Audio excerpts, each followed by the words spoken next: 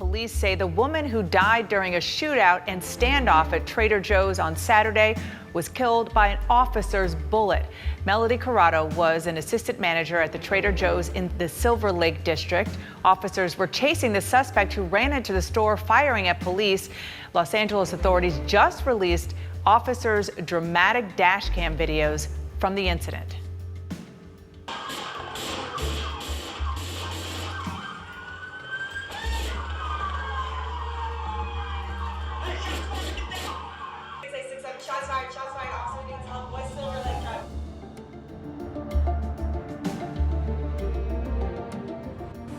Co-workers, friends, and strangers have been gathering all day and night, uniting together as they mourn the loss of Trader Joe's store manager, Mely Corado, who was shot and killed during Saturday's hostage situation in Silver Lake. Neighbors say it's been devastating on the entire community. I'm shaking. I just can't imagine what it's, my mother and I have a child near her age, and I can't imagine that he went to work one day and then just this could happen. But there still will be further investigation into all of this.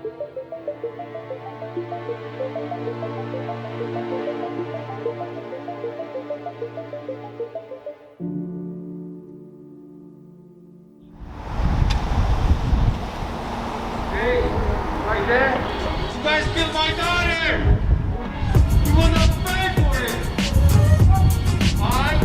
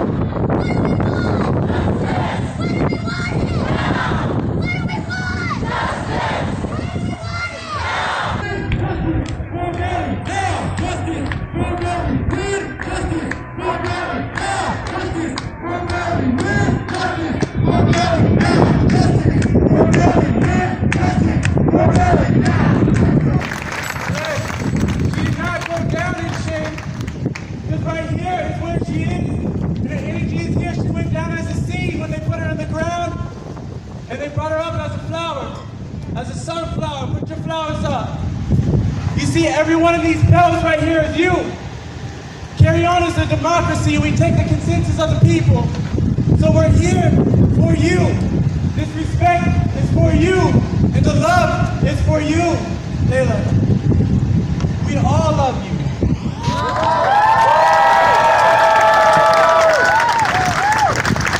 So when I say that we're all together symbolically within this flower, you see the petals are us. And the core is Mely. And we're all here together in a big circle attached to the core. I believe in y'all, and the only way that we're going to get the true justice that we need to make sure that something like this never happens again is if we push the spirit of her. And we have.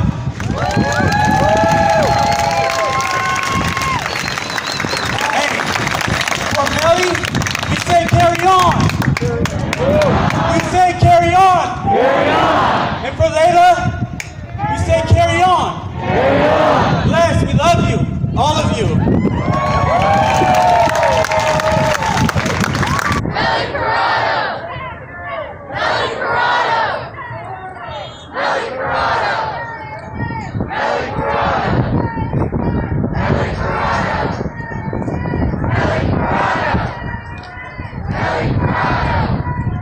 Mely Corado!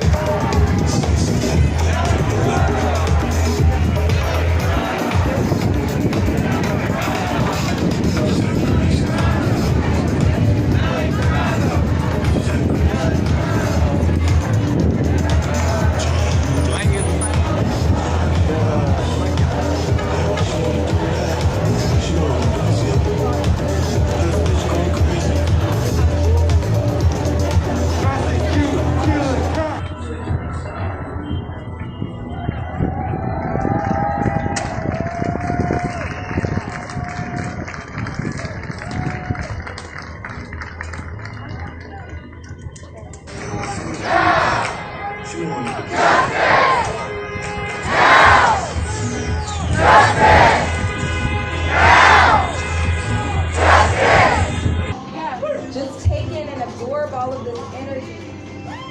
Because one of the things that we know is when they steal our people from us, they can steal their bodies, but they cannot steal their spirits.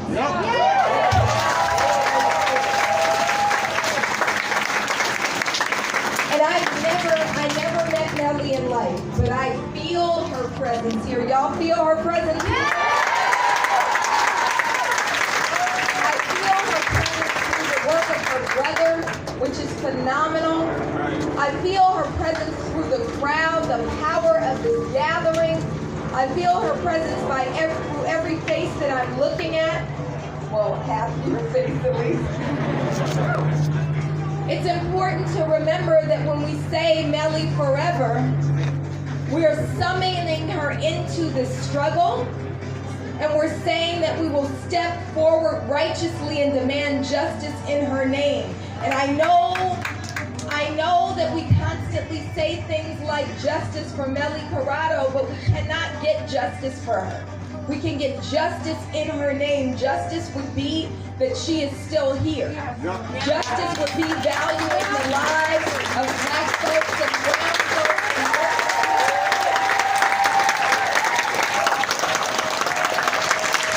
more than the police state, which all of these fools try to prop up. Mely's life was more important than running into a fucking Trader Joe's with your guns blazing.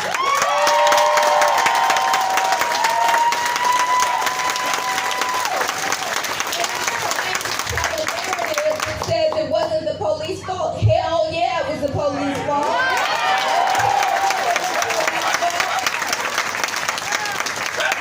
And it's also important to remember that this was not a f***ing mistake.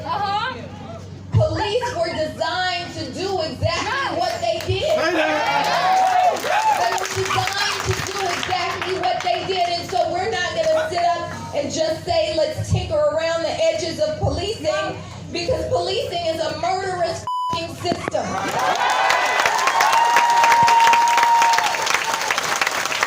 We're going to say the way that we get justice in Mely's name, the way that we honor her, is not just by carrying these beautiful ass sunflowers. The way that we honor her is by demanding an end to policing as we know it.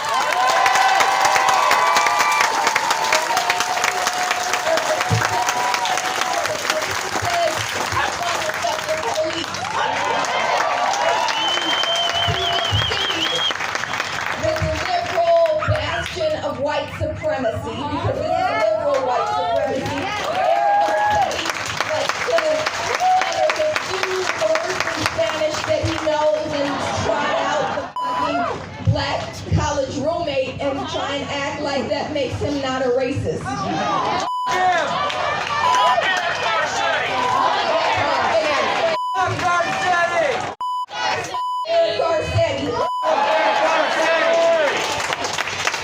Fault. It's his fault.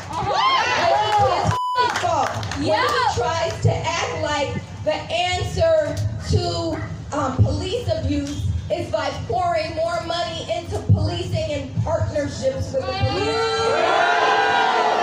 And Mely's murder. We gotta call out liberal white supremacy. We all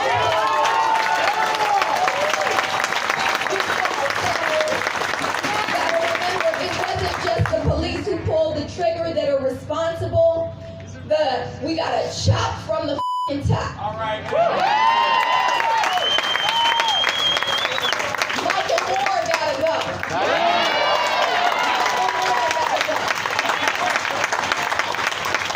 Fire Chief Moore. Fire Chief Moore. Fire Chief Moore. Fire Chief Moore. Fire Chief Moore. Fire Chief Moore. He wants to talk about protesters having blood on our hands. He has blood on his hands. He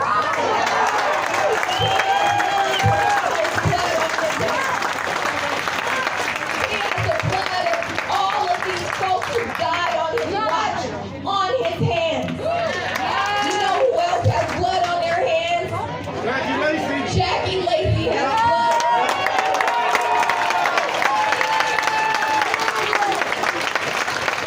Jackie Lacey must go. Jackie Lacey must go. Jackie Lacey will go. Jackie Lacey will go. Jackie Lacey will go. Jackie Lacey will go. So let me say that's 3 of these motherfuckers that are going.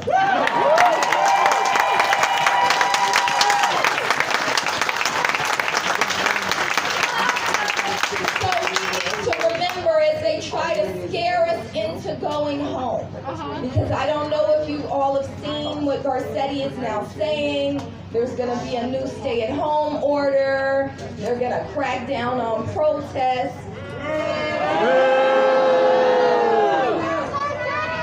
Racism is a Look disease. around. Look around. I don't see anybody who's ready to go home.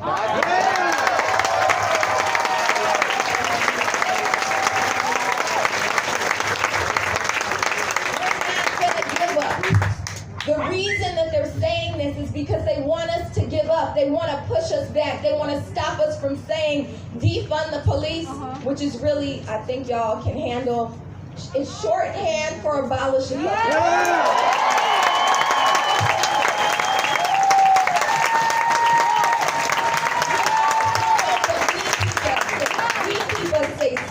So when we abolish the police, it's all also summoning our most radical imagination and saying, we keep us safe. My kids, I shouldn't tell everybody because I don't know who's in the crowd, but I'll trust the people who are sitting over here. My kids are in the car. You know why I feel safe?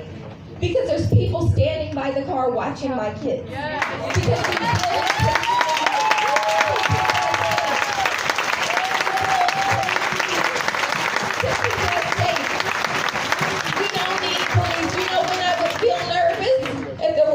out here with y'all. We don't call services or some shit for a 13-year-old like they can't get out the car by themselves.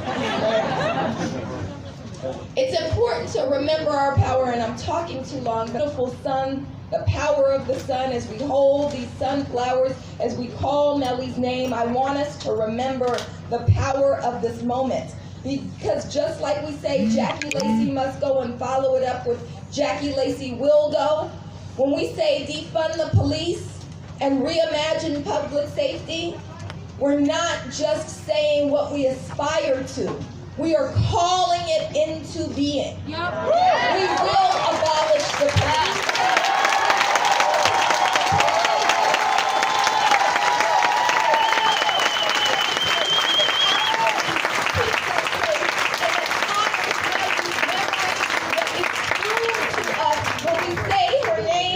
Mely forever, y'all say it. Mely forever. When we say that, we have to honor that.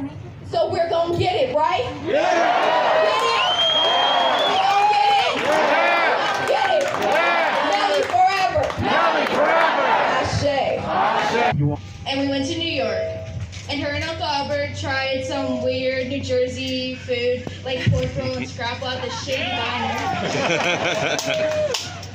Afterwards, we went to New York the day after New Year's. It was so cold, and we were trying to see all the little tourist things in New York. Yeah, it was so cold, and we had like 3 hoodies on.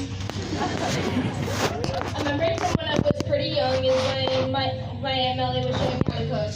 I was young, so I'm not sure what I was cooking, but I have this photo of her putting this apron on me, and me and my dad love that photo so much.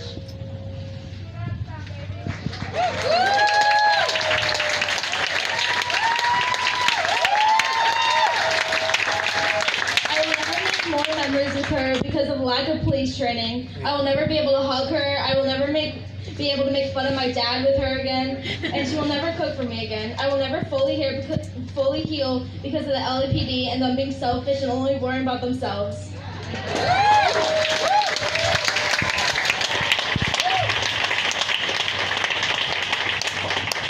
It's hard to end this because my heart hurts and I just want my aunt back. And I just get filled with anger because of the LAPD, and specifically the 2 cops, Cylin Say and Sarah Winans.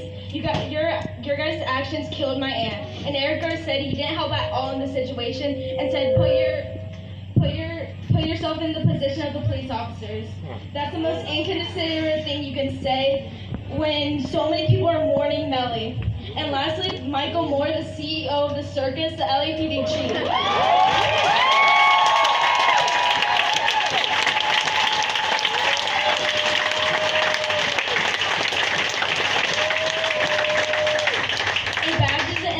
For what happened 2 years ago. Who are we supposed to call when the police are the murderers?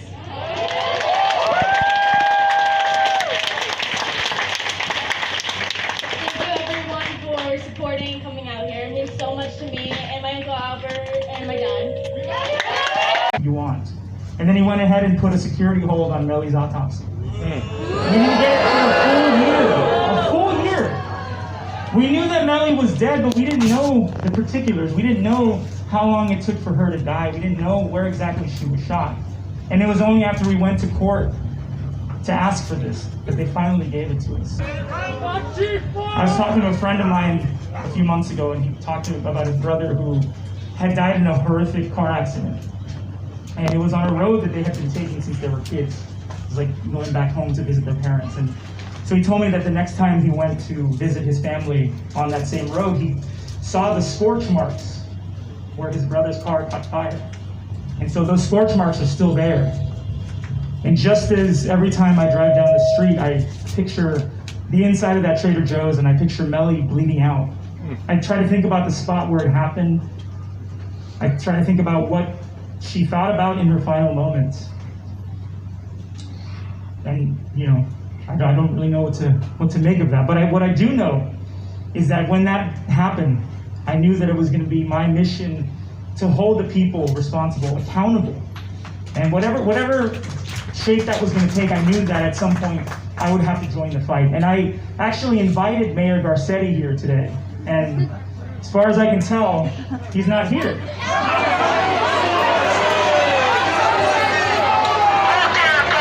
That's right.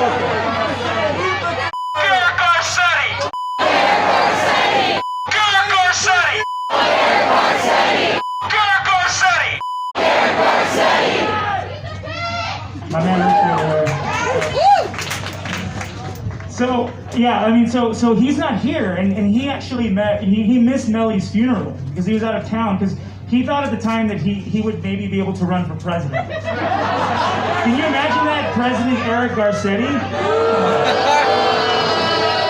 But I knew that when he did that, he insulted my father. It wasn't even that he insulted me; he insulted my father, who was at the lowest point of his life. And Michael Moore, when he went on to do his press conference about Mely's murder, said it was a tragedy, but I want you to put yourself in the position of those officers. So at that point, he's already trying to remove the culpability of those officers. We're fortunate that those men and women that chased this individual and eventually our capture of him, we did not see further loss of life. This is a heartbreaking reminder of the split-second decisions that officers must make every day. And a year later, when we went to the police commission to see whether or not the shooting was in policy, he came up to us and he smiled and shook my father's hand, knowing that he had already said that those two officers were in policy. He gave him a clean bill of health. And he sat there and smiled and said, you know, this actually is going to take place in closed session. So we didn't even see him say the words that it was in policy. We read about it the next day in LA Times. And I can tell you so many stories of what's been going on.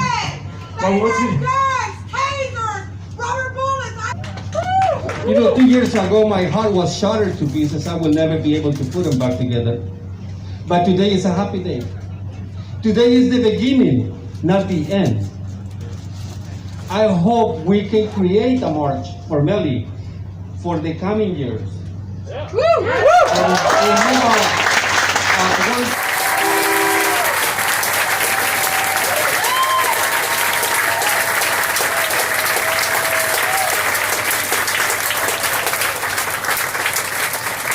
If I can have all of you hold up your flowers, all right?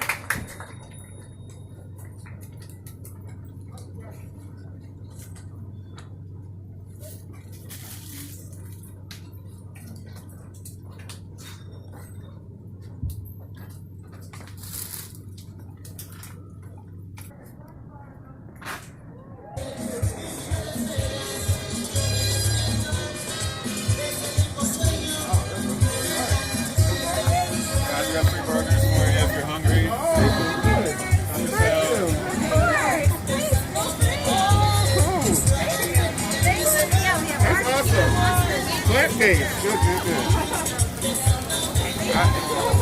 Let me get a taste of this excellent plant taste. It's like hamburger. This is Theo Henderson from Weedian House. We're right now at the rally or memorial for Mely Corado, and we are speaking with the father of Mely Corado, and I want to thank him for taking his time to be gracious enough to talk with me. Thank you for joining us. You're welcome. Thank you. So can you tell us a little bit, how was Mely like when she was a kid, or a little bit about her? Mely was full of life. Mely was full of life. Raising Mely was a joy.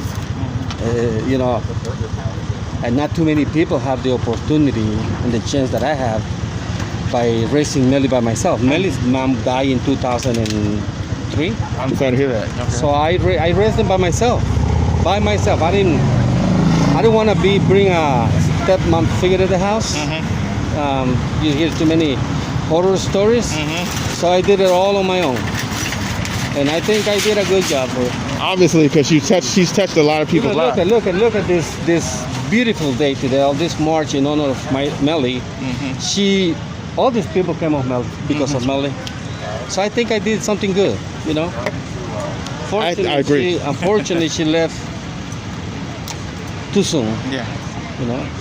I mean, what was, in your own words, what happened, so I can understand, and what can we do to support you guys? Be here every year. We're planning on doing a march for Mely every single year. Whether we are victory in our trial or not, we're still going to march for Mely. This is only the beginning. This is the second year we marched for Mely. Last year we marched from the church to here. Now we did from the police station, and we'll continue to do so. Yes. Do you think you're going to get justice for your daughter? Hopefully. I think the city of Los Angeles has to make changes, not only for Mely, for all the Melys in the city. She's not the only victim. There's a lot of other families that are going through the same thing I'm going, and for all those people, we need victory. What if you are you for the police being held accountable, or this is what this march is all about. I want the police officers that killed Mely to be charged. Why not? You commit a crime, you do the time.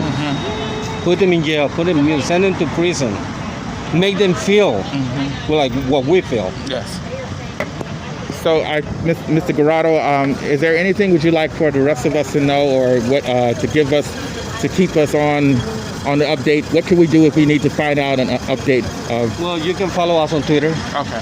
That's you can follow us on Twitter, and sometimes when we go to court, when there is a court day, we all go. You guys are welcome to come to court with us. The more people we bring in, the more noise we make. Outstanding. Everybody's invited. Any court day that we go, everybody's invited. Come over, so you guys will know what's going on. Mr. Corado, I thank you again.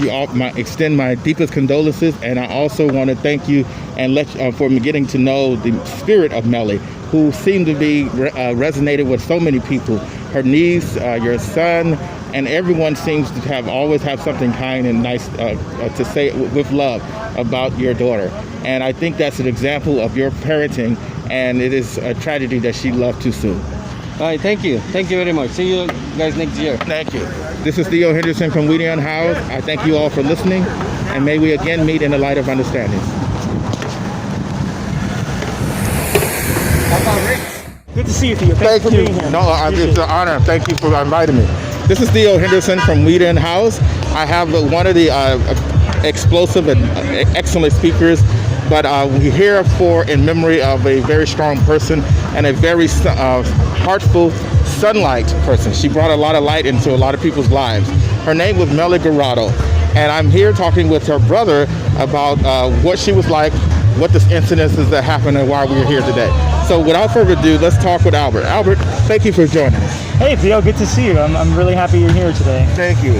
Tell us a little bit about Mely. I'm sure she seems larger than life from what I've heard. Yeah, Mely, she was my younger sister, but in a lot of ways, she was very wise, and so I would go to her for advice. I mean, I obviously was an older brother, so I try to guide her down the right path, but she's very smart, brilliant person, but one of the most caring people I've ever known. Like, she made you feel like on your most special day that much more special. She really knew how to take care of people, and she really cared for the people in her life, whether they were family or friends. She wanted to make sure where you stood with her, and it was always in good standing. Yeah. Well, that's excellent. It sounds like she had a very good family, a very good upbringing, and you sound like a very good brother. So, can you tell us what happened and walk us through, give us a little bit of insight?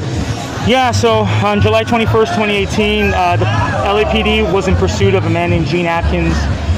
He had shot his grandmother, and they found him, like he had a stolen car. They found him, and they pursued him, and his car, the wheel popped and crashed into a light pole outside of the Trader Joe's in Silver Lake. He ran inside, and the police were, shot into the store trying to kill him. And Mely was caught in the crossfire, and she died. Did the police get arrested, or what happened? No, I mean, as far as I can tell, they were, what mostly happens is they're put on desk duty, on some sort of leave. They have to fill out a lot of paperwork, but as far as I know, a month later, they were back out on the streets. My goodness, you go and shoot into an unarmed crime. Let me ask you a hypothetical question. Sure. Let's suppose if you was upset and you were running after someone and you shot in the crowd and you accidentally killed maybe a cop, or then what would be the penalty for that? I mean, I'd be in prison. I'd be to life in prison. I think for some reason a cop's life matters more than a civilian's life. When a civilian gets killed, in the crossfire or anything like that, it's always chalked up to wrong place, wrong time. We're sorry, but we're doing our jobs. But if I were to do the same thing, because it's not my job to go out and kill people, then if I were to murder a police officer, I would go to prison. No questions asked. I would have been arrested that day and probably murdered in prison. That it's very, the way that a cop's life is valued over a civilian's is very troubling. Yeah. I totally agree. I think the idea of qualified immunity just goes overboard. Yeah. One of the things is, so how did the police reach out to you or speak to you about the incident? Our only sort of interaction with the police was Chief Moore trying to meet with us for a photo opportunity before the press conference where he admitted that the LAPD killed Mely. Otherwise, we got a lawyer pretty quickly, so they didn't want to talk to us, and they actively have been trying to withhold information from us. I heard you mention that. They stated that they were trying to be cooperative in anything you need, but what happened? They put a security hold on Mely's autopsy. They ran a toxicology test on Mely looking for drugs, and she was the victim of a shooting. She wasn't interacting with the cops. She wasn't running from them. And she didn't break a law. So no, she was working. She was at work, and what I always tell people is that when that guy's car hit the pole, she thought she heard a car accident. She didn't know that someone was running from the police. Right. So she went out to go help someone. So her last conscious action as a human being was to go help someone. So that is how I try to live my life. Is I go and I try to help and people. see the good in things. Yeah, and also just like sometimes if you help people, if you give people kindness, you're not always going to get kindness back, and that's okay. Yes. And you need to be okay with that, and you need to know that sometimes if you try to help people, it may not be received in a good way, or you may even get hurt or get but you still have to help people. But you plant a seed like the sunflower, and the sunflower can be spread everywhere. Yeah, and I think you never know what that goes into. Yeah, and my goal is to tell people about Mely and inspire more people to get involved in these causes, because I got involved because I wanted to uplift Mely's name, and I needed to do something to give back to this community and to help fix this city that took my sister from me. So if I can do that, someone who had never done anything with politics, who'd never engaged in this sort of stuff, if I can go and be successful, anyone else can. Anyone else can do that, and it doesn't and should not take a tragedy for that to happen. So what happens when you hear people talk about not all cops, we need police, or all of this? What would be your response to that? What I say is that even if you're not the one pulling the trigger, if you're not falsifying reports, if you're not harassing people, you are covering up for the ones that do. So you're as complicit as anybody else. So if you know that your partner used, excessive force, if you know that he planted drugs, if you know that he killed someone who didn't have a weapon on them, and you file a report that's false, if you say a statement that's false, you are complicit.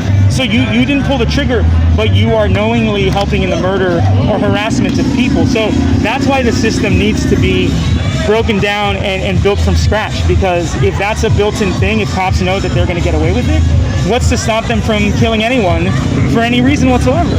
When you went to the police commission, did they offer any condolences or any kind of way to rectify this? Besides, Chief Moore shaking my dad's hand and kind of thanking us for being there. No, I mean, our relationship with them. We filed a lawsuit 4 months after Mely was killed. So since then, they've really kept their hands off of us, and we really haven't had much contact, which is good because we don't necessarily want any. We're coming for everything they have, and so we don't want to settle. We don't want to be friends with them. We don't want anything but justice or abolishment of the police. I was going to ask too, because have you tried with the NAACP and the FBI? Would they investigate?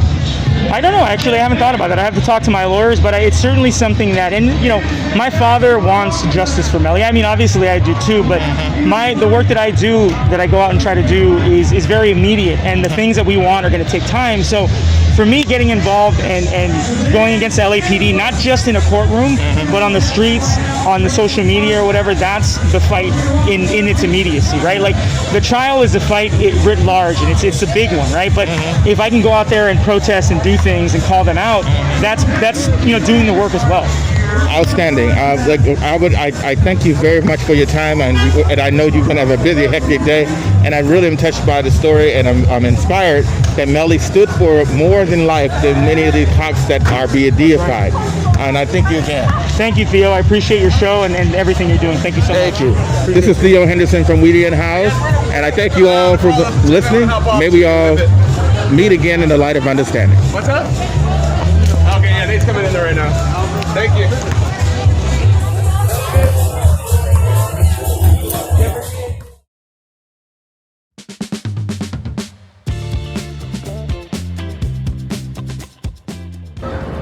This is Theo Henderson from Weedy & House, and this is Unhoused News. The unhoused community suffered a loss this week with the death of a beloved favorite unhoused resident, Sam Spade.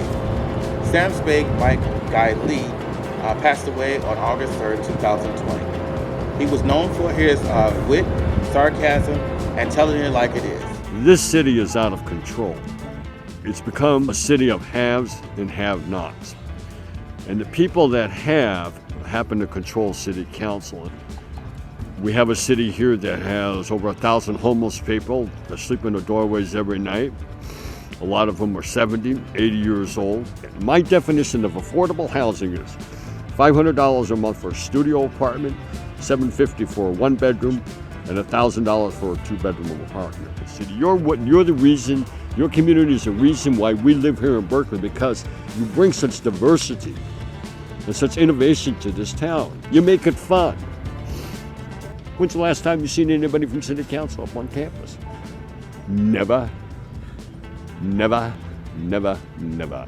One thing I do know is that we either succeed or fail together. It's going to be we, the community. We are going to solve problems. He was truly missed. In other news, on July 31st, 2020, Councilmember Joe Biscano, along with 9 other council members, voted to have the unhoused criminalized and terrorized again during COVID-19. This was generated in part by a lot of the outrage from housed residents and vigilantes that detest the unhoused and use this as a momentum to connect the police as well as the Los Angeles Sanitation, the Los Angeles Housing Service Authority, and the council members to work together to continue to criminalize the unhoused. Current resident Alicia Suarez claims it is already bad enough that you look down on us, but you continue by displacing and never giving us any kind of respect or humanity or compassion. In other news, on August 1st, 2020, the Kadima Fellowship created a fundraiser to ask for used backpacks where they could store feminine products, hygiene products, gently used clothes, as well as bottled water.